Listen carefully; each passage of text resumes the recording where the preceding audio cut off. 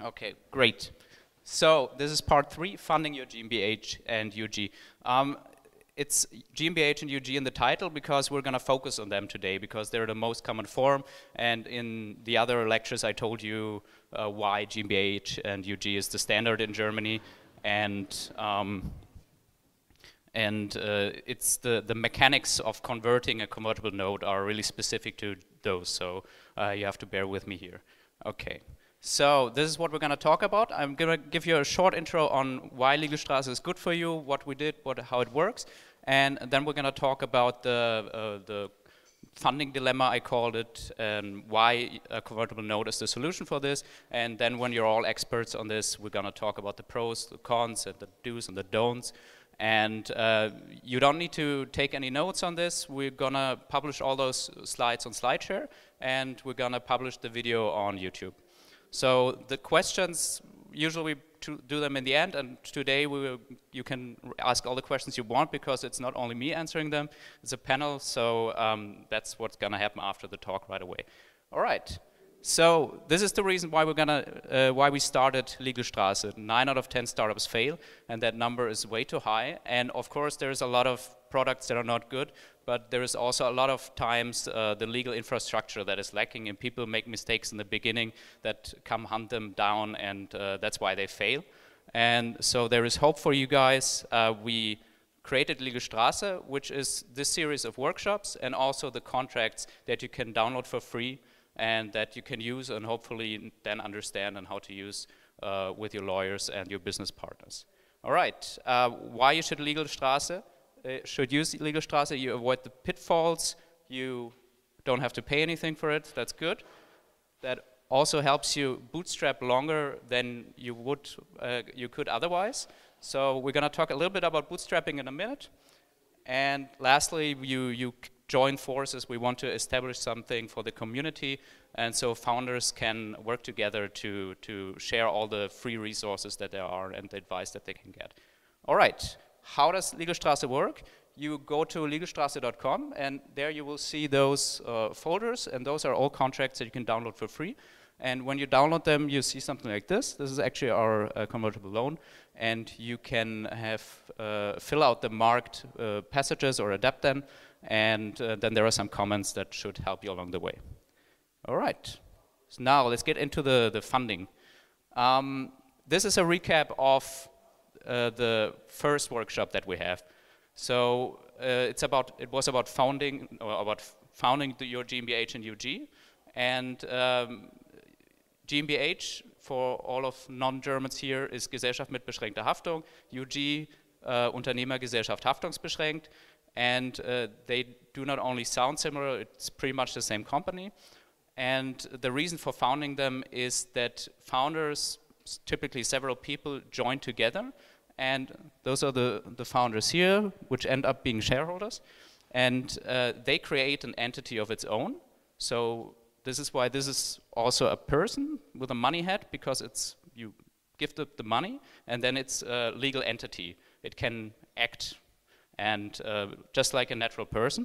But of course, you need somebody to actually fill out the forms and sign the contracts, and that's what the managing directors are for. So this is the three kind of parts of a GmbH and UG. Most of the times with founders, these are the same people, but they don't have to be. And the good thing about the GmbH and UG is in the title, it's beschränkte Haftung, haftungsbeschränkt, which means that they have limited liability. So you don't want to be liability with your house and your family's fortune and everything that you own. That's why you create this. Okay, so here we have the GmbH UG again. And when it grows, you also get new employees and for all kinds of services. And then this is the whole growing GmbH. And also from outside, you contract with freelancers and you contract with other contractors, providers for any services that you need. And they all have one thing in common, which is they need money. So maybe as managing directors, if you are the founders, you can hold it off for so long, but employees need to be paid minimum wage. Nobody's going to work for you for free. So that's the problem that any founder gets to after a while. And so that's when bootstrapping is no longer working. Bootstrapping just means that you use your own funds, you use equity, which is own capital, and of course you do this because you believe in yourself and you believe that the money you put in is going to get repaid X-fold. And the problem with that is it's only going to take you so far. So you, at one point or another, you're going to run out of money. So where do you go to? You ask people who believe in you, family, friends, and fools. And they, of course, want to help you, and they believe in your success as well. And the only problem with them is, first of all, sometimes they don't have that much money to help you, but second, they don't really know what to do. They are not professionals. They don't know under which terms they help you. If it's equity, is it debt, what do they do? So there's a lot of uncertainty here, and the convertible note could be one instrument that could help you with this. All right, another traditional way of financing is the bank. So bank loans, anybody here has a bank loan for a company? All right, nobody, because they wouldn't give you any. The reason why banks do it, because they want, of course, they want interest, they want to get repaid, and even more than that, and that's their whole business model, but they're really risk averse. So they always need securities, and you don't have any. Like they ask you, what is your company worth? And then you're like, yeah, we have IP, so you don't have any. They want real estate, they want machines, and you don't have any of that. So you just have IP, you have a software at most, and so that's not enough for a bank, and so there is risk involved. And sometimes I have clients and they have a surety, guarantees, and this is really problematic because with sureties you personally become liable as the founders, and this is exactly what you wanted to avoid in the first place. You wanted limited liability and not unlimited liability. So this is not an option for most people. Okay, so when there is no security, there is risk, and that's why risk capital is the standard for any founders. And the reason people are willing to give you the money is because they want it back in X-fold, and they want shares for that. So they become shareholder of your company, and either they want to profit from your profits, or they want to sell the shares for profit in the long run. But the problem with that is you go to someone and ask him, look, can you give me money? And he's like, yes, how much do you need? And 500,000, and you're like, he's okay, I'll give it to you, but how much do I get for that? And you say, well, my company is worth 10 million, so you don't get that much for it. And he's begs to differ, and so you see that there is a certain uncertainty here. And so what traditionally you would do, you would look at the valuation of the company, and since you're such a young company, it's really hard to do. And these are the, oh, do we have that again? I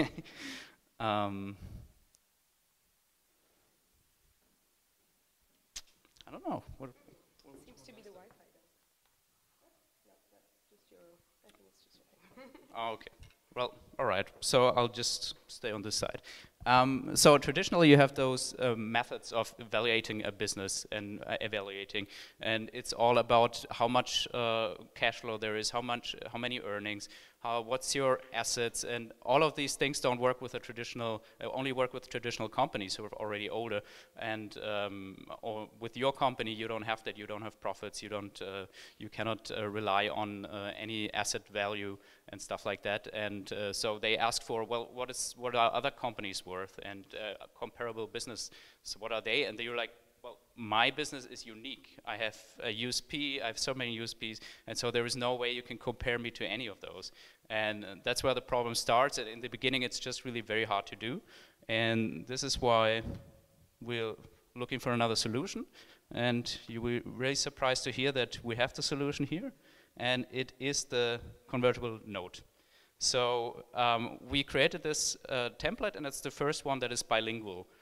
So it's in English and in German. And you can, if you're German, you can delete the English part, and if you're not German, you can delete the German part. Just make sure that you don't forget the signature lines, and there is also a clause saying the German version prevails, so this should be deleted as well. But other than that, you can ready to use it and to adapt it. We propose this convertible loan because it's a good balance between the rights of the lender and the company, which is you.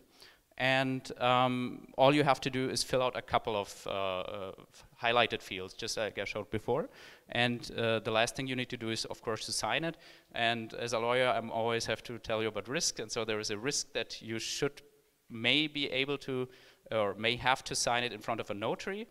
We made sure in this document that it shouldn't be. And the industry standard is that nobody goes to a notary.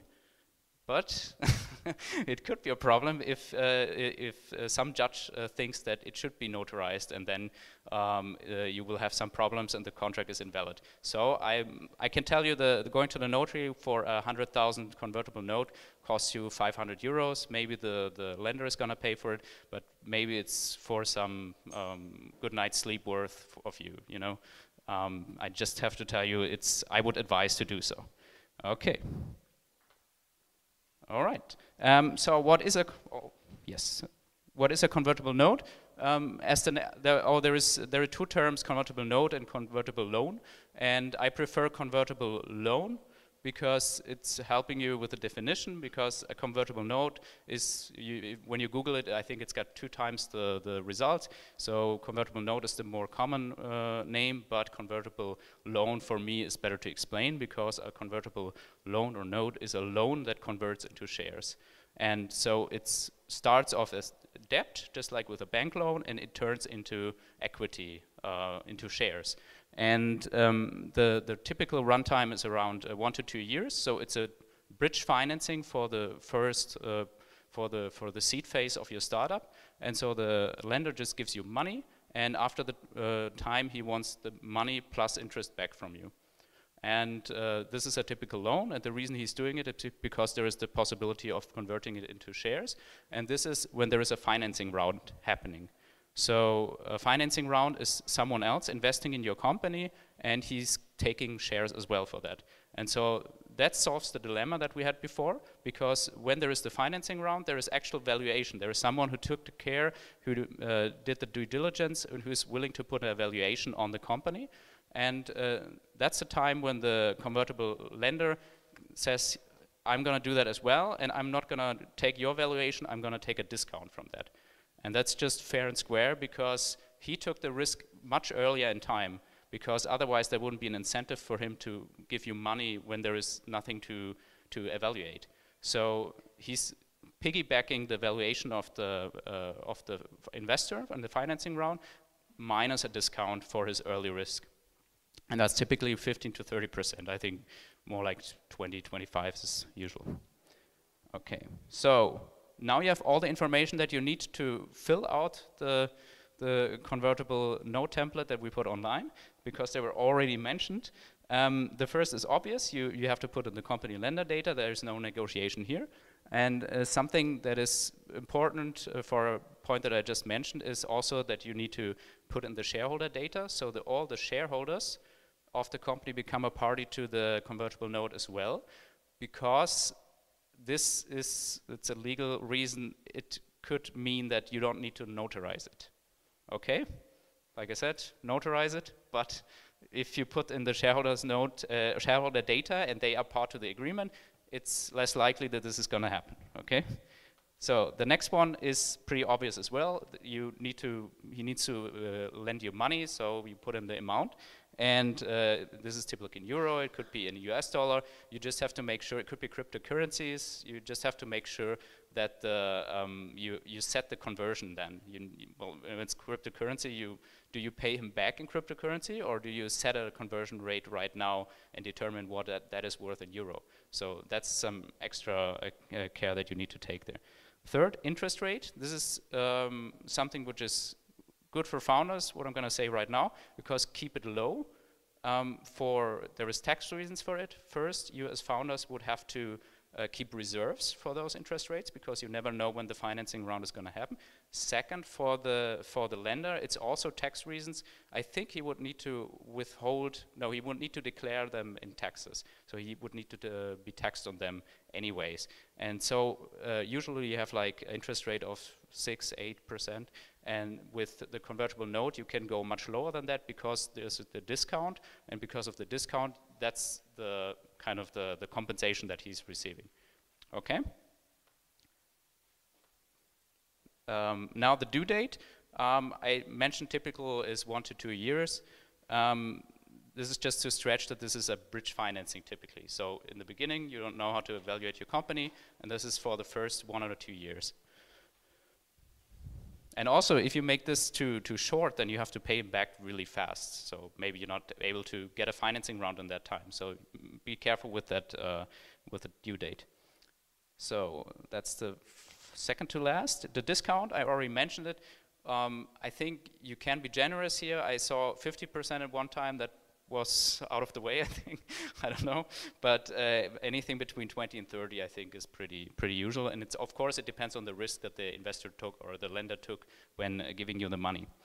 And this is the last one, financing round. And this is the number that defines when there is an investor putting in money, how much money does he need to invest in order to trigger the conversion.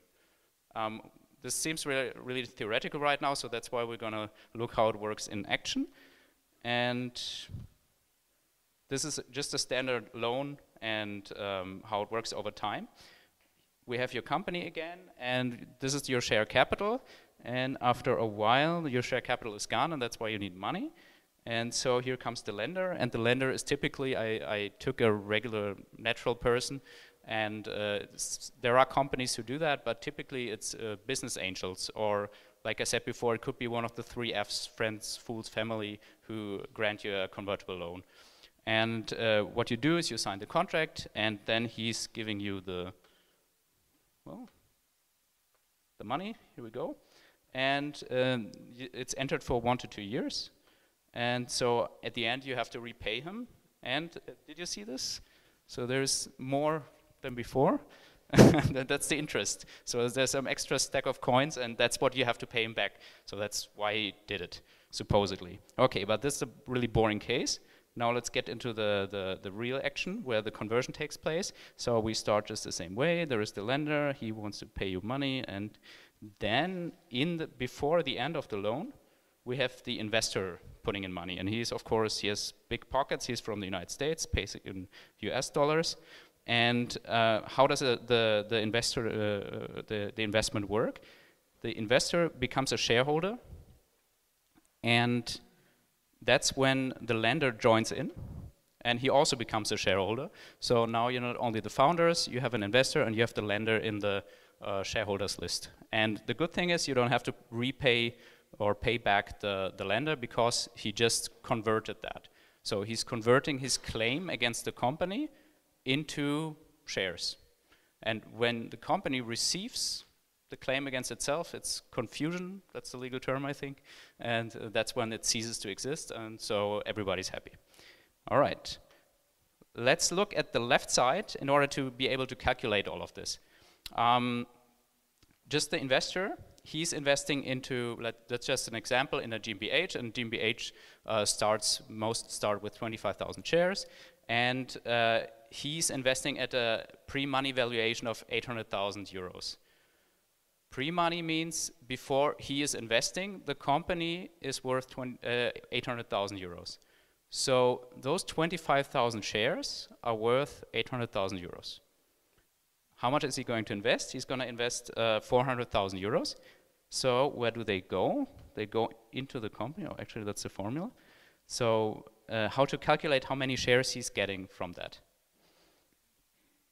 So old shares is 25,000 times investment, which is 400,000, divided by valuation 800,000. So 400 divided by 800 is a half. So 25,000 a half is 12,500.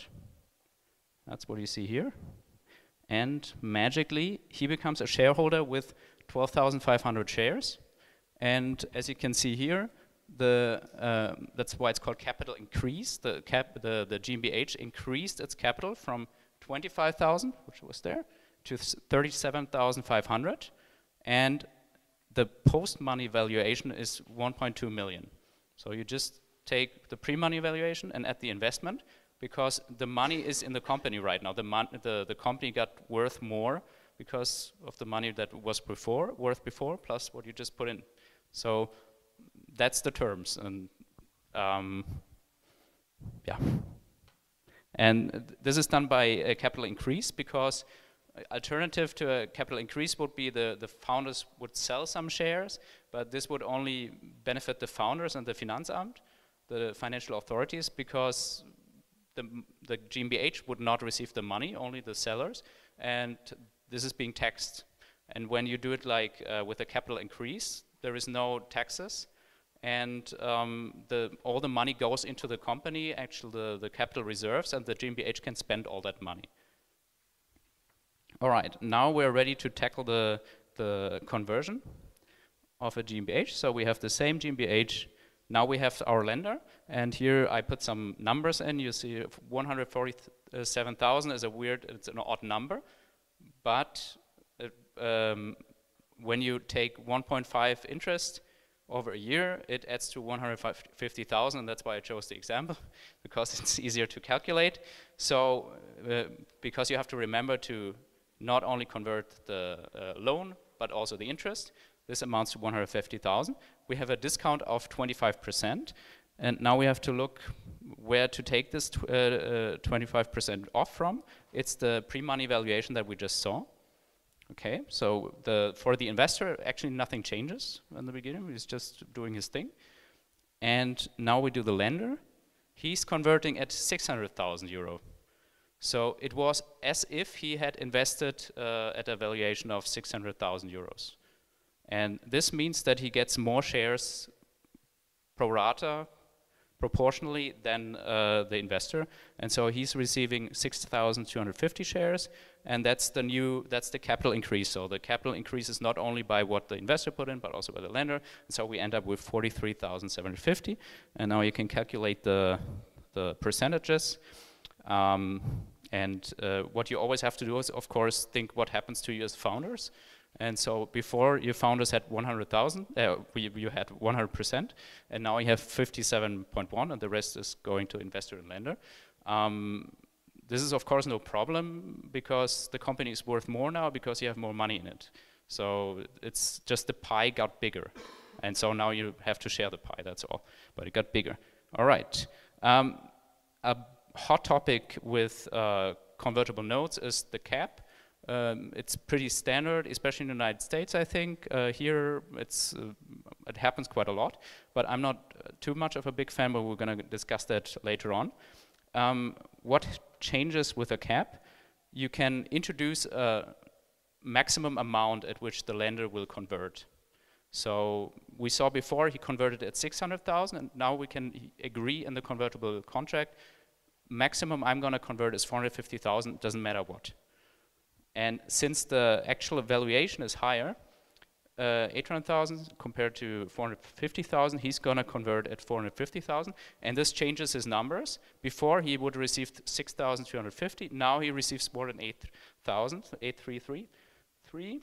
And so what we have to do is we also have to raise the capital more, and this changes the numbers here. So before he had like 14%, now he has 18%, so it's getting much better for him. For the investor, it doesn't change too much, but for the founders, you went from 57 to 54.5. So a convertible, you see when you have a cap, there is some disalignment of interests. So when you can be happy for your lender that he got more shares, but then again, they come out of your pocket. So that's what you have to think about, and that's why we're gonna discuss the cap now. The good thing about a cap is that with a high valuation that is above the cap, the lender is happy and you're happy, and you will try to get it as high as possible, because this just means that the lender gets a bigger stake because the investor has to invest at a higher valuation. That means he's getting less shares, and percentage-wise, the lender gets more and you get more. So this aligns your interests. But on the other hand, I'm always wondering what is he supposed to do? I mean, it depends on the involvement of your lender, because if he just gave you money and he's sitting at home and not worrying about your business at all, what is he supposed to do against a high valuation? First, he was not able to negotiate a valuation in the beginning. He was not willing to do that. And second, it's just what someone else is willing to pay, and he's not even paying that. He's getting a discount. So unless your lender is involved in your company and really actively helping you, then of course he would kind of bite his own back, because by helping you to get a high valuation, he's reducing his share. Unless that is the case, I would not actually be too worried about it. And there's also some other reasons, because when you set a cap in the beginning, you kind of set a valuation for the company, because just put yourself in the shoes of the investor. The investor comes in a year later and he says, look, there is a convertible and you believe the companies would maximum be worth 450,000. Why is that? So there must be a reason. And if you've ever tried to determine the value of your company, you know it's really hard to do. And so that is the first number that this person sees. So this is kind of in his mind, or in your mind, you have to argue your way out of this number. This is really setting a benchmark, especially if you set a floor, so which I'm gonna come to right next. The floor is the opposite, which says there's a minimum valuation that you at least have to convert to. Then you kind of have a corridor. So minimum is floor, maximum is cap, and so this is kind of where maybe the next financing round is gonna take place. So, and this is the whole point that I told you about was that you're not able to determine the value, and now you sort of did it, and that's why I'm not a big fan of caps. And of course what you can do, because it's a negotiation game, you can set a high cap that is 10 million, and you're sure that you're not going to reach it, you don't have to care about it. So if 10 million is the first number that an investor sees, he's like, all right, okay. So maybe that's what he has to negotiate away from in his mind. Of course, once he did his due diligence, there is a lot of more data that he can rely on. But like, it's a negotiation game, and this is a number that at least is in the picture somewhere. So if you set a high enough cap, you don't have to worry about it, and then on the contrary, you can also negotiate for a high floor, which is good for you as well. Because if you say cap, I say floor, so it's just, I think it's just fair. Why would you unilaterally change the risk to the favor of the lender and to disfavor of the company? Also, which is kind of self-evident, but when there is a cap, you don't get a discount on the cap, because otherwise that would be the cap, you know. So it's either or, okay. And the last thing, which might make sense, is if you cap the total amount of the investments. So one advantage of the convertible is that you can get a lot of convertibles, and you can pool investors, and which is a good thing, because there's a lot of people involved, there is a lot of buzz, and what you can do is agree on a maximum number of convertible amount that people can invest in. So you kind of set the dilution, you set a limit for the dilution, which is fair in a way. And I think it's got advantages for the company too. So you don't get too greedy, and you kind of set a limit. And after all, it's determined to be a bridge financing. All right. Now you're pretty much experts in this field. We can talk about the pros, the cons, the do's and the don'ts. And let's start, because we want to sell our free convertible template. Let's start with the pros. Oh, sorry, that went the wrong way, right? Okay, so like I told you, the caps, sorry, not the caps, but the convertible solves the dilemma that you have at the beginning. Any seed company can receive fair financing, fair funding like that. Second, it's fast, cheap, and easy. The most costs that you may have are the notary costs. Like I told you, 100K is 500 euro. There is almost no negotiation taking place. There is just the 5 numbers that I talked to you about that you have to agree on. And it's rather standardized, so there is no surprises for any party. It's a fair deal after all. And one advantage that you can only appreciate after you did a due diligence is that there is no diligence. So due diligence. So due diligence is a lot of work. Your lawyers hate it. Companies hate it. I think even investors hate it. It's just you have to look through all the documents of the company. You have to look through everything. It takes forever. And this is, you don't have to do that because you don't have to determine the value of the company right now. Okay, what I just talked to you about, you can kind of hurt several investors, which is a good thing because a big investor who is actually investing big bucks is going to be more interested in the company, sees there's a lot going on. But you shouldn't campaign. You shouldn't go like on, I don't know, like make a public commercial about this or anything, because that could be illegal. But you can ask a lot of people to invest, and then you will, you should, and like I told you, you should kind of limit the number of people who should invest. So don't let this get out of hand. And the last advantage is that you stay in control, because as you saw before, in the shareholders list, there is only you guys in the beginning, as long as there is no financing round. This only changes when there is a financing round, then the investor joins and the lender joins. But up until then, you don't have to deal with shareholders' resolutions. You don't have to inform anyone. It's just you guys doing your thing. So that is really, really important, and you will only appreciate that after you had someone on the shareholders list who you is pretty gnarly. All right, like everything, the convertible has its downside and its cons.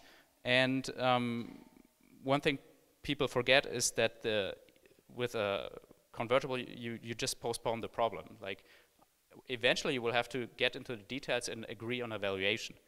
And you cannot do convertibles forever. And that's the one side. On the other side, if you do convertibles with caps and floors, then you already set your valuation. So you kind of did what you didn't want to do. And this is something that gets forgotten a lot of times. So next, there can be a lot of trouble between all the parties involved. So like we talked about before, the interest between the company and the lender can be misaligned. So one wants a high valuation, the other one wants a low one. This is kind of annoying. And then the investor and the investors and the lender, they kind of have different interests, because why does the investor get all these rights and I don't have them, and why was the valuation so high and why was it so low? So this is, it's kind of, it depends of course on the people that you have, but there is potential for arguments a lot in the company. Third thing, this is the shadow cap table, which you really need to take care of. Especially if you have a lot of convertibles, you need to always know how much you owe to whom and how many % they may be able to convert. And if you don't have a cap or a floor, and if you don't know the valuation of your company, you don't know what is going to happen in a year or in 6 months from now. So actually you think that you're in charge, but maybe once there is a financing event, a financing round, you are no longer in charge. You don't have your majorities anymore. So there's a lot of uncertainty here. And especially if you're not taking care of your financials, you don't know. So that's something that we really have to pay attention to. So also one reason why you shouldn't get too many and too greedy with the convertibles. Fourth, once you have the convertible, you need to pay it back eventually. So you may have pressure to get an investment round that you wouldn't close otherwise. So you know you need the money and you have to pay it back, so you will take a deal that is maybe not as good as it should be. And also this could kind of lead to blackmail situations. This is now really, I don't know, playing devil's advocate, but let's say if your competitor wanted to destroy you, what he could do is he could give you a convertible loan and agree on a financing round that is impossible to reach. So all he's doing is he's waiting until you don't pay back the convertible loan, and then you're going bankrupt. And that's when he's gonna pay another time, because he's gonna buy your assets. That's all he wanted in the first place. He's the first bidder on the insolvency, on the bankruptcy. So this is, I don't know any case of that. But it could happen. It could be that some easy money is not as, or friendly money is not as friendly as it seems. And especially if you don't have, if you have someone who says, look, we didn't notarize this, then he can say, our loan is invalid, I want my money back right now. And you say, I spend it. And then he's like, that's too bad. And on the other hand, after a year, when there is the financing round, you say, look, we didn't notarize, you cannot convert. That's invalid, we'll just pay you back. And so you can blackmail each other, and that's kind of not a good situation to be in. Right? And I think that's the last one I have. So you shouldn't enter it into a convertible too young. So I think that a founder should bootstrap a little bit. You should be able to really hustle a little bit. You know, you should try to save costs where you can. And if you start in this game too early, you need to pay back too early, and you kind of get in a hamster wheel and can't get out anymore. Okay, and now we know the pros and the cons. And so this is just my last words. The parting advice, when I would say avoid the convertible altogether, it kind of goes hand in hand with what I just said. If you don't really need the money, don't do a convertible. Like, I know it's easy and it's fast and it's cheap, but if you don't need it, don't take it, because has its disadvantages, and you have to pay it back one way or another. Okay, another reason why you shouldn't do it, or why you should do a real investment round, is when there is an investor who really has a big interest in your company and you want to involve him deeply. Because as we saw, the convertible lender, he's just outside of the company, he doesn't do anything. But if you really want him to do something, if you want him to be a strategic investor and really look into your books and help you, and especially like if there is some, maybe he has something to contribute, then, and only if you can agree on a fair valuation, I would consider doing an equity round. Like, just get him on board, and then your company gets stronger. And this kind of goes also hand in hand with what I was saying next. So if you have a professional investor who just won't do a convertible note, and he is the absolute dream for your company, he's the ideal partner, then I would consider doing an equity round as well, even though it's rather early and even though there's compromise altogether. But I think, and now some considerations. So it's all about timing, money, and how well you fit with the investor. And that's all from me now. So.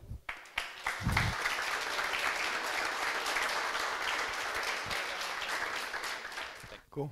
Hello, everyone. In France, it was even more crucial to have convertible notes as a new model, because banks are the only one that can do it. So it was really a pain before. And we've seen that convertible notes bring some velocity in the fundraising process, and mostly we've seen it at the very early stages with friends and family money, where you don't want to set valuation with people that don't really know what startup are, sometimes at bridges, and sometimes at later stages where they just want to adjust the valuation every time the business improves. So I wonder how you guys see convertible notes and where you think it's best fit. Hi.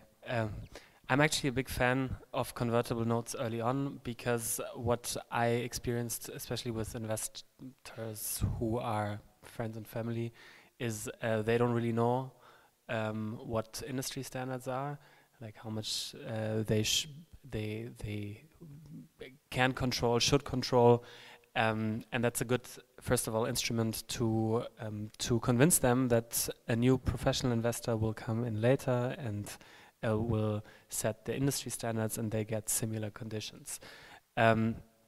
Also, it's hard in the beginning if you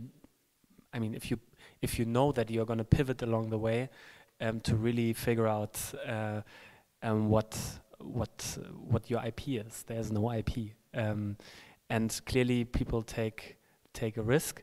I only did convertibles in the past with caps, and I haven't talked to anyone yet who would. No, I had talked to one of our former investors. Told me that was her biggest mistake ever, that she invested in her first convertible note without a cap, and then the company skipped the seed round and went straight to Series A, and she had like a tiny share, and would have had a major upside if she would have done an equity round, but in general, from an entrepreneur's perspective, I think convertible notes are really great because you don't have to negotiate all the small nitty-gritty things.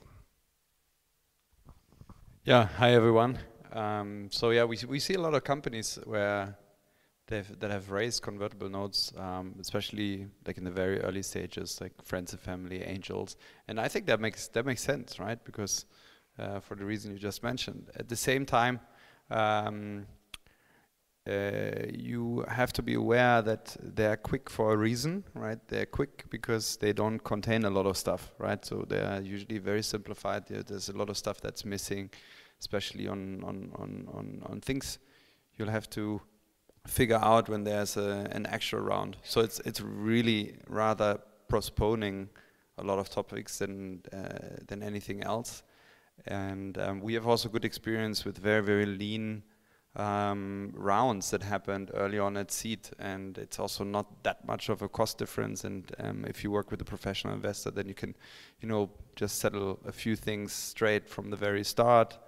Guarantees, vesting, all that stuff that's not really ever in a convertible note, but stuff that's really, really important for your company. So I would say I have a little bit of a mixed opinion on convertibles in general, and especially what I don't like is convertibles that are not leading anywhere, right? So I think we say when there's a bridge, the bridge needs to have a beginning and the bridge needs to have an ending.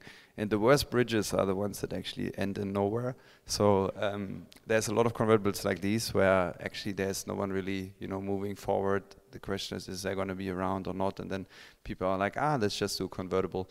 And I think therefore, like they obviously have to ask yourself the question: is that really helping anyone? So that you probably shouldn't do.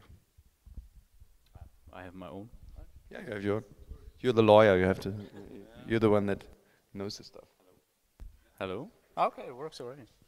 Yeah, it was working all the time. Yeah, I mean, I'm a fan. I think it needs to stay bridge financing. I think I wanted to bring that across. Regarding the point with the caps, I think yes, of course, as a lender you want the cap, but as a founder you don't. So if the lender is not asking for it, I would not bring up the topic altogether. And the more, especially when you have family and friends, they don't know about it, as you said. So you help them, and I'm just wondering how as a professional investor, how do you determine, or how early do you start investing, and how do you determine the value of the company? I mean, we go in very early, so we're usually the first institutional money into a company. And you. What is early? What is seed? Yeah, so seed, but so we don't do like very, very small kind of angel rounds. But I would say our investment starts around 500,000, and then I would say average check is around 1 million. So it's usually when the company has already raised just a little bit of money, but it's definitely not an A round, right? So, and you won't believe what type of convertible notes I've seen, and where angels are really over optimizing also. So it also goes the other way, and I think you as founders need to be super careful what you put down in these convertible notes, right? I've seen kind of 50% discounts. I've seen kind of staggered discounts, so the round doesn't get raised, the discount goes up every month and stuff like that. So it's very, very important that you are aware of the economic effects of a convertible note. It is, of course, not a financing round yet, but the financial implications on the dilution that you take on your shares is already there, more or less, because you are going to raise a round. So I agree with your point. Yeah. Of course, you might be forced into raising a round, but really your point is raising a round. You want to be raising in the next round, so I think you should rather optimize for that case. And there, it's super important that you don't accept terms that will hurt you later on. Yeah, to sum it up very quickly, the convertible has a floor. The floor is made to protect yourself against too much dilution. The cap is made to protect the investor from too little ownership at the end, because if you skip around, then you get nothing. And the discount is just made to pay for the risk it takes investing before the others. And that's what Philip says. It's always made to invest before others invest. Otherwise, it wouldn't convert. And the biggest risk is for people not to understand the ownership they're going to get, both on the investor side and on the entrepreneur side, especially if you raise multiple ones, because then the investors don't know how much you're actually raising afterwards, which changes the post-money valuation and the amount of shares they get. So as a rule, for every investment we see, whether it's a convertible note or an equity round, keep all the terms very simple, because the 2% extra every month you don't raise and all these things and the dilution, in the end, they're always bad. They're always bad for both because no one knows what it gets. I just want to make a quick case for the cap, yeah, because obviously I have to, I'm the investor here in the room, so I have to argue for the cap. But really think about it, like you're giving money and you're paying, basically you're paying a price for it. Yes, you get a discount for the round, but the later the round happens, the higher the valuation, obviously the higher is also the valuation you pay with the discount. And I think when you invest very, very early on, you give the company money, then you are enabling that company to create value with your money. So the question is like, should that incentive be reflected only in the discount, or should there be a cap, right? Should there be, okay, this is the maximum I will pay in terms of valuation. And I think in most cases that's only fair, that you are thinking about, okay, this guy, he comes in so early, he helps me get off the ground, nobody else wants to invest, I'm not ready for VC, but then the VC comes in on this crazy valuation, and the person that actually enabled you to raise that round only gets a 20% discount. So I think to work with a fair cap that's fair for you and fair for the investment is the way to go. So we don't like kind of uncapped convertibles at all. Even I think it's fair. As long as you don't set the cap somewhere, I mean, I heard different stuff what other people do as a cap. It shouldn't be too low because that is just then you miss the point of the convertible. But if it's a fair cap, I think it's totally fine, because ultimately the hardest part is, at least for me, my experience is in the beginning when you don't, when you're basically, in our case was 2 founders and then we had 1 employee, and to get to a proof of market or proof of concept where the next person gives you money is the hardest part, and you also need at least the support of your investors if they're good professional investors, and you want them to help you, so you want them to be incentivized. It would be interesting to me, like I never even thought about asking for a floor, because I mean, I'm an optimistic person. I don't think it's necessary, or it would be necessary, and it's something that, I mean, I would have to give away something else for that, right? If I want a floor, maybe the person wants a lower cap or something. Do you, as an investor, do you see a lot of floors? No. So I think floors are, I would say, at least in Germany, rather exception than the rule. And I think for exactly that reason. I mean, I think there's no round, obviously, that means you're dead. There is a round on a very low valuation. That means you also didn't perform the way you were kind of supposed to. At the end of the day, then why should there be a floor, right? So, I mean, I see it, but at the same time, it's also not something that's very common.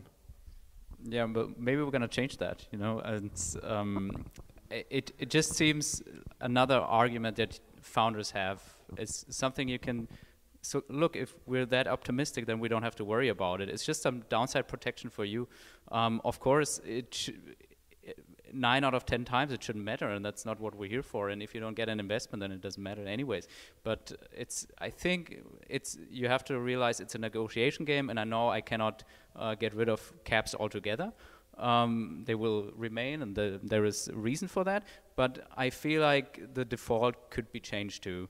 And so whenever you hear cap, you can say floor and see if that doesn't change the cap either. So you say, okay, then let's get rid of the floor, but let's have a cap that is maybe higher.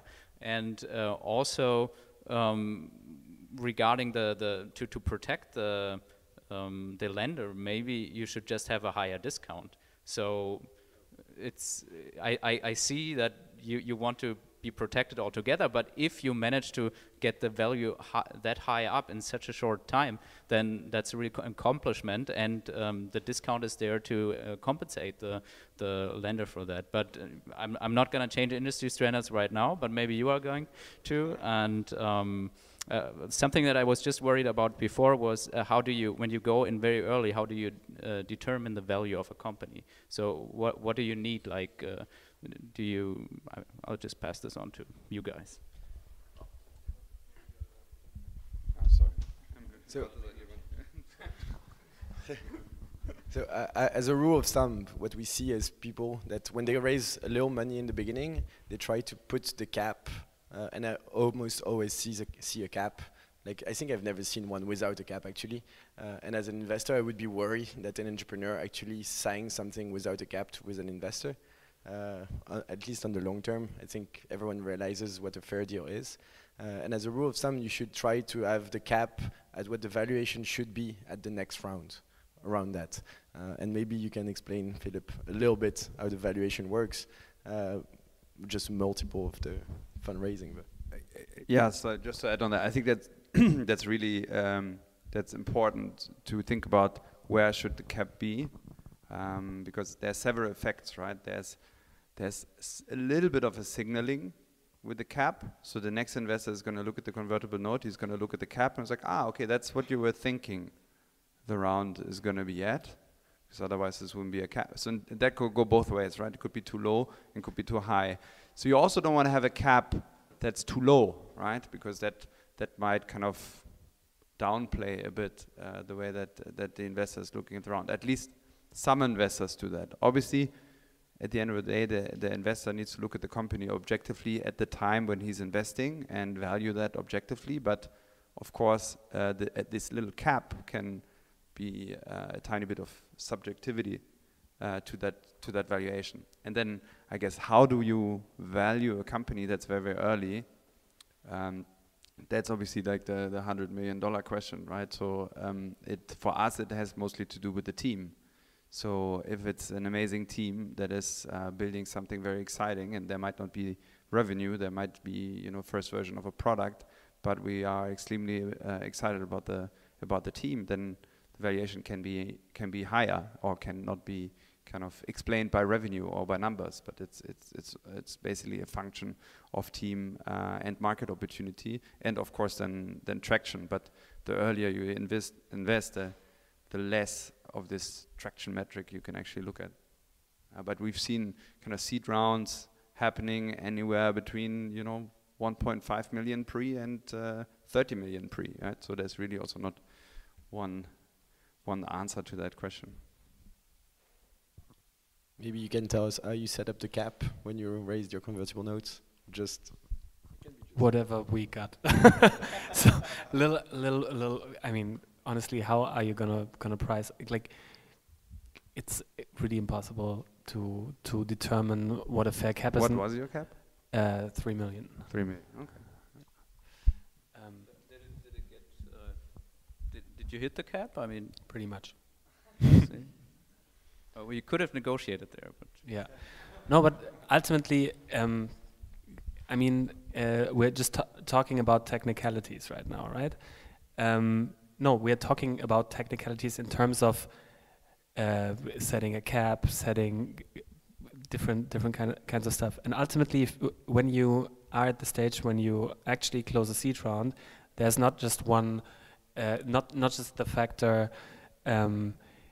Are you going to take this money on this valuation? Maybe you have different options from different people, and maybe you decide ultimately on something that you can that makes sense for the company and you and this second, and not go through negotiations with somebody else who might even pay on a higher valuation. So you set a cap when you know nothing about the next round, actually. And you should focus afterwards on getting to the next round. So I'm actually you asked me how we set the cap. Ultimately, I'm a big fan of keeping it as simple as possible, also in the next round, even if it's an equity round, because if you raise money in a round afterwards, you'll have to go through, or you have to renegotiate all the stuff that you put in the contracts, also from an, I would say, from an investor's perspective. Yeah, I mean, that's something that is really important, that you don't over-engineer your convertible note, to me, and then also in the seed round, look how you actually make it happen, plus also have a lean structure afterwards. I have a question, a technical question. What does actually hitting the cap mean? Because does that mean that you actually, that the cap is that the cap is in place instead of of the discount, or is it, let's say you raise on 3 million, then you have a 3 million pre, or is it, if you know what I mean? Yeah. If you have a 25%, if you have a 4 million pre and you have a 4 million cap, and you give 20% discount, if you say we hit the cap, does that mean that you actually raised on a 5 million pre, because then you discounted by 25%, or that you raised on a 4 million pre? Well, for me, hitting the cap means when the cap applies. So you okay, yeah. Just that was compare discount and cap. We're going to go like with a couple of questions, and when we're done with that, the first question to kick off that, and then we'll do it to the camera. Let me just say that our terms are very easy and simple, and everything that you want. One thing that Philip mentioned is that you should raise money if it allows you to go somewhere, the two sides of the bridges, and that's the biggest problem we see with convertible notes, and it's also the worst thing you can do to an investor, is to ask for 25K, which actually brings you nowhere, because it's just 1 month of cash. And there's nothing the investor likes less than saying to all his friends he's lost his money only 1 month after investment. And it's also very painful for you as an experience to have to say to the guy that you're dead. So when you raise money to have enough runway to actually build something meaningful. And if you get to raise more than 6 months of runway, let's say like a year of runway, then you should think about, should I do a convertible note or a price round? Because Philip mentioned also that when you do a price round, you can actually set up a lot of things that are important in the shareholder agreement. Like how long are your shares going to vest for? What are the liquid pref for the investors, etc. And that's only something you do if you have more than 12 months. I have just a question, I think, for all of you. So in France, before we released the standard document, it was not possible to do it, so no one was doing it. Not because of culture, but because of law restrictions. In Germany, the regulation is less strong, so you can do convertible notes even before we release the document. The question is that why in Germany is not that common to do convertible note. You see a couple of rounds happening, but it's not widely spread. Why is that, you think? I don't know, I guess the Germans like security, and I think I think a equity round gives you obviously security on both ends. You know what you're dealing with. You know the price. You know the shares you're giving away. You know the vesting. You know the guarantees. You know the lick prefs. You know all the stuff. And I mean, it's really a question like if there's time argument is always the strongest, right? So I mean, sometimes there's time. Sometimes you optimize for time. Sometimes you optimize for other things, and then you probably shouldn't do a convertible note. Like we're completely okay with them. At the same time, if we have like a good group of people together, we know we want to work with together for the next couple of years. We have an amazing team that we would like to back. Like, why not do a round? I mean, you're gonna do it anyways at some point. So, and I mean, in the US it's a little bit different, right? In the US everybody does these convertible notes. I think that's just not something that ever really happened here. I think that if the terms got way more standard, it would be used way more because people would know what to expect from it. So in the US, it's always like there's a cap and there's almost no discount now. It used to be a discount, but like the terms are so good for the entrepreneurs these days. But it's always the same thing. And in France, it's also a cap, 20% discount, and the floor exists. But if it exists, it's like 500K, which means the company goes bankrupt. It just saved the entrepreneurs if he does like a quick sell for like €1 million. So he gets just tiny bit of money. But like, yeah, standardization, and that's also why we do it. So we think that if people start to use it with things that are known and usual, it's going to be more useful.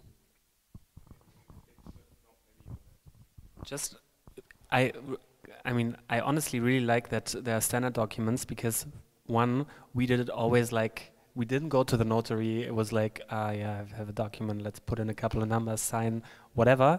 Money's in the bank.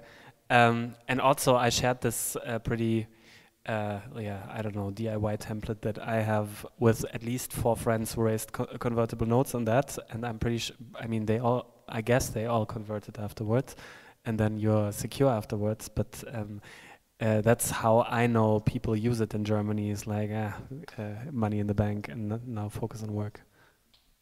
Let's take a couple of questions, if you have some actually. Would love to challenge that. Hey guys, I'm wondering how do convertible notes change based off of sector? So say as an investor, do you evaluate and negotiate differently if it's a SaaS company or hardware company or a consumer product? Are there certain sectors in which convertible notes just don't really make sense and they're not really optimal? Good question. No, I don't think it's sector specific or that sector specific. I think it's more more related to timing in terms of where the company is in the lifetime, and if it's convertible to bring in new investors, or if it's a convertible of existing investors, which is actually something we haven't talked about yet, but that's actually something quite common, right? So it's a convertible in between rounds. So you have raised a round, the equity round. You're maybe not quite ready for the next equity round. But you want to, invest some more, and then you raise a convertible in between from internal investors, which is completely okay, because everything that needs to be said and defined is defined, because there's already a shareholder agreement and there's no new people coming to the table. But for sectors, I don't know if you, as a lawyer, would you see a specific sector where? No. Simple answer, no. I think it's the same question as asking how valuation for startup works, and actually there's no rule. And the only thing that you can say, it's basically a multiple of how much you're able to convince an investor that you can spend wisely. So if you can spend $1 million very well, then your valuation is basically going to be 4x this. And if you can tell an investor you can spend 10 million very wisely because you already have a team of 50 people, then your valuation is going to be 40x. And the cap basically works the same way. But like, it mostly depends on where you are, how much revenue you do, how big your team is, and how convincing you are.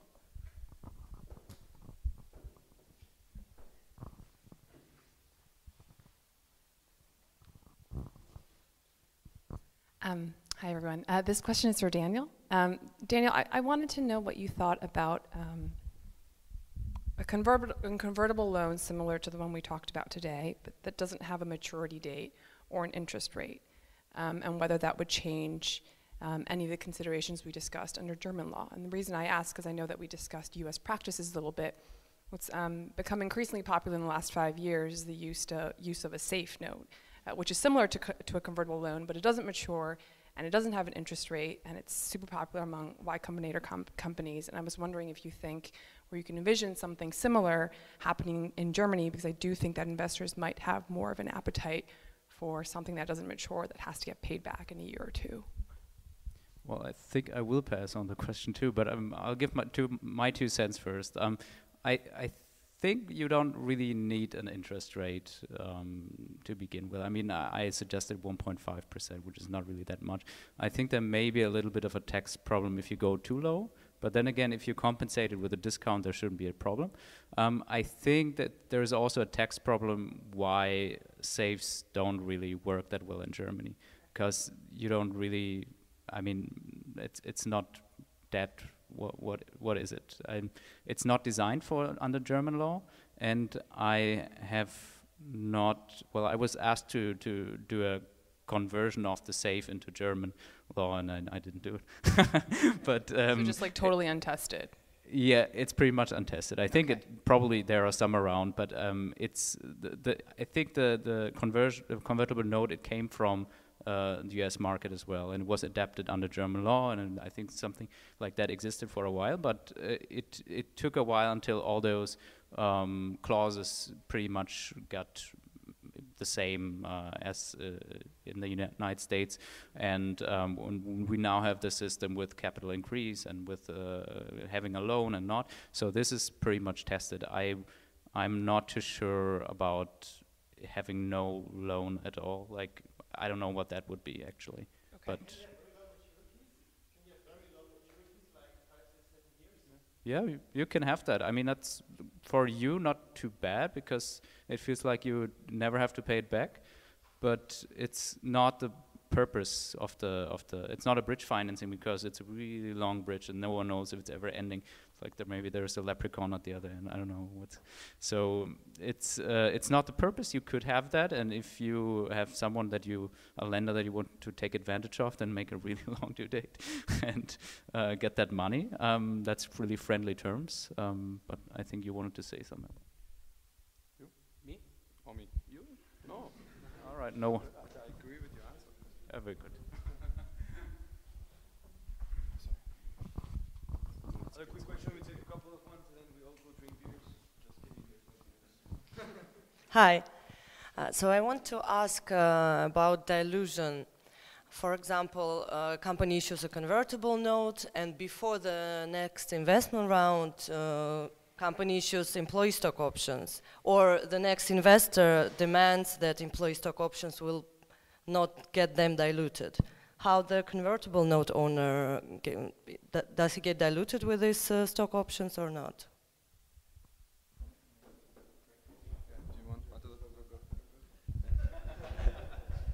When you issue, at least in France, I think it's the same in the US and the UK, when you issue the stock option plan, you have to create these new shares. Mm-hmm. So if this happens before the conversion of the note, then the investor would not get diluted.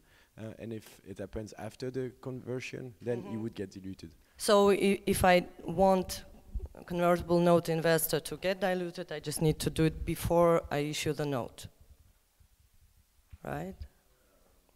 No. Or it doesn't matter? Ah, okay. Because we obviously, I mean, the way you do it is you do the ESOP with the round usually, right? So as a convertible note holder, I mean, the important thing is in the convertible note, you need to be aware, like also with the cap as a founder, is it fully diluted or non-fully diluted? There's some like small differences. Also on Liqpref, there's some convertible notes saying basically like I invest in the same terms at the new investor, right? Which is quite common in convertible note, but that has some implications on the Liqpref, for example, right? Because the convertible note holder, then the question is, do I get the Liqpref on the cash that I invested, or do I get the Liqpref on the price per share? So is the discount even overcompensated? So these kind of small differences are important, but I think with regards to ESOP, that usually is created with the round, and then the question is, as an investor, do you want that ESOP to be created before you invest? So basically it doesn't dilute you, so you invest on a fully diluted basis, or do you want it to be created after? And if it's created after, then the shares are issued, and then obviously everybody dilutes from that. Okay. Right, last question. Do you have one? You go, Hugo. Yeah. I have too many questions. Who understands nothing? That was one question. There's the last one. Yeah.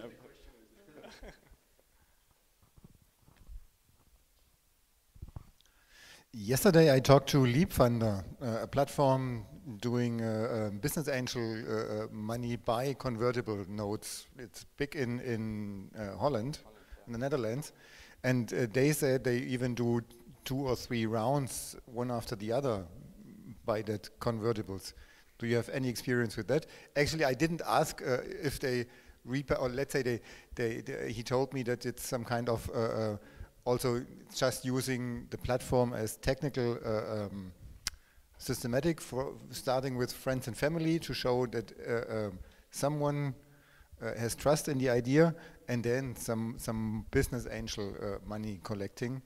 Yeah, and so based on what blackmailing stories you talked about, I wonder if this would be a possibility to outpay the loans with the second round from the first round.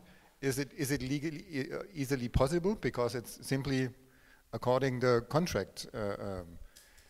Would it be possible, or would it be bad for the lender? Well, usually you get money to not pay back any loans, so that's not the point.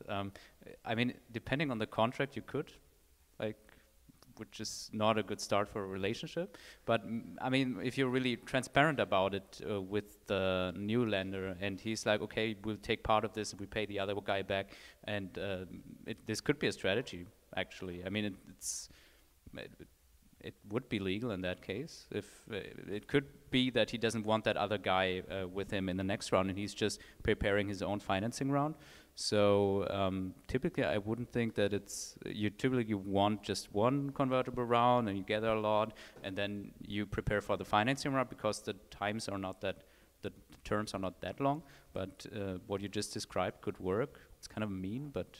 But if you have a good lawyer, then that's not possible.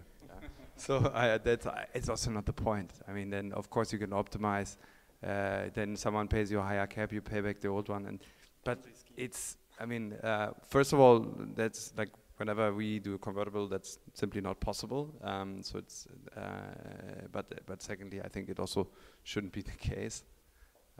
Actually, I was more wondering how the calculation, if the second, and still this, I will ask the Liebfunder guy next time, if the second round gets the same terms than the first round, or no, but it doesn't have to be that way. So, and it happens quite a lot that these convertibles pile on top of each other, and the only thing that happens then is it gets really messy, right? Because you have different share prices, different discounts, different caps, and suddenly as a founder you have no idea how much you're diluting in the round, because you've kind of have had all these notes flying in before the equity round. So I would advise against just doing convertible after convertible after convertible, because at some point you want to just set it straight, draw a line, then you have a cap table and you have investors officially, and I think then you can focus.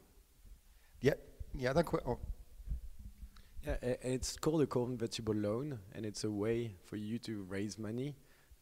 But like, if you expect to pay it back, just call it a loan and don't do a convertible. It's just a way for you to actually not set the valuation today, but like expect all the time that you're not going to pay it back, just going to convert into shares. And I agree with Philippe. Always, you might be able to change the cap because you raise another convert 6 months later and the business has improved a lot, but don't play with discounts and all these things. And one more question about the numbers of dilution. Actually, I don't know if the numbers you showed with the 55, 57% after the first round are some kind of thing to expect. It seems to me after the first round, with having balanced the lenders, seems a bit less, bit of the founders. What is to expect it? I mean, I also think it's not realistic numbers, or it shouldn't. Yeah. So these are just for example, like purposes. I could only calculate with those numbers. We could make it 10x or something, but it's not realistic in any ways.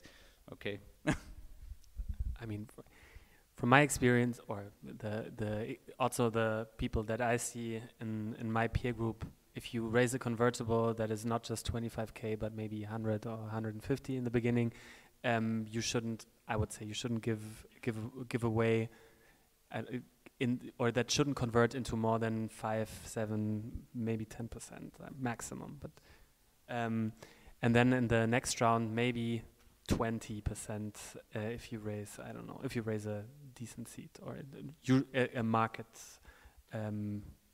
seat. So then you still have more than so 70%. So really quite comparable to business angel investment and stuff. So regular shares. I'm relaxed now to hear that. I was simply surprised, and I couldn't make it. I had no feeling for that. But then there should still be some. There should still be some equity for employees. I think that's actually really important, also from an entrepreneur's perspective.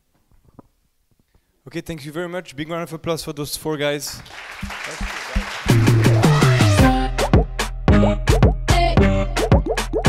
Que la famille.